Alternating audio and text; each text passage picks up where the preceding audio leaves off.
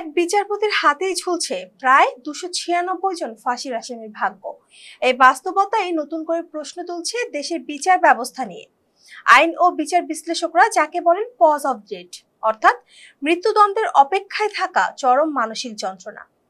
ফাঁসির সাজা মাথায় নিয়ে কন্ডেম সেলে থাকা আসামিরা বছরের পর বছর অপেক্ষা করতে থাকেন চূড়ান্ত রায়ের জন্য। বাস্তবতা বলছে অধস্তন আদালতে ফাঁসির রায় হওয়ার পর চূড়ান্ত নিষ্পত্তিতে লেগে যায় প্রায় দীর্ঘ সময়। কোনো কোনো ক্ষেত্রে এর অপেক্ষা ছাড়িয়ে যায় 20 বছরও।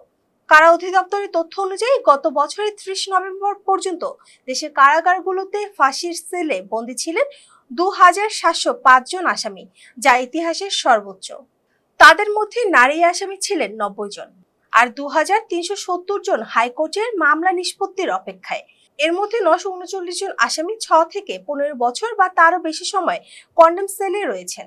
হাইকোর্টে বর্তমানে মৃত্যুদণ্ডের মামলা নিষ্পত্তির জন্য রয়েছে মাত্র 4টি বেঞ্চ, প্রতিটি বেঞ্চে 2 জন বিচারক, অর্থাৎ একটি বেঞ্চকে সামলাতে হচ্ছে প্রায় 592টি মামলা, আর একজন বিচারকের কাঁধে প্রায় 296 জন ফাঁসির আসামির দায়। অন্যদিকে আপিল বিভাগে বিচারাধীন রয়েছে 335টি ফাঁসির মামলা, যেখানে দায়িত্ব পালন করছেন মাত্র 6 জন বিচারক। আইনজীবীরা বলছেন এই সংখ্যা স্পষ্টতই অপ্রতুল।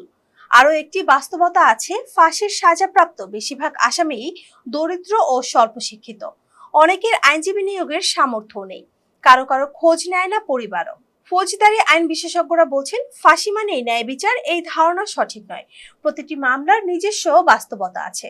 তাদের মতে ডেথ রেফারেন্স মামলার দ্রুত নিষ্পত্তি এখন সময়ের দাবি। এর জন্য দরকার আরো বেঞ্চ, আরো বিচারক। কারা কর্মকর্তারা বলছেন দীর্ঘ অপেক্ষায় অনেক আসামি মানসিক ভারসাম্য হারিয়ে ফেলেন। একটি মামলার নিষ্পত্তি কারা প্রশাসনের চাপও কমায়। পরিসংখ্যান বলছে ডেথ রেফারেন্স মামলা বছরের পর বছর বাড়ছে, কিন্তু নিষ্পত্তির হার কমে আসছে। Shampa Akter, face the people.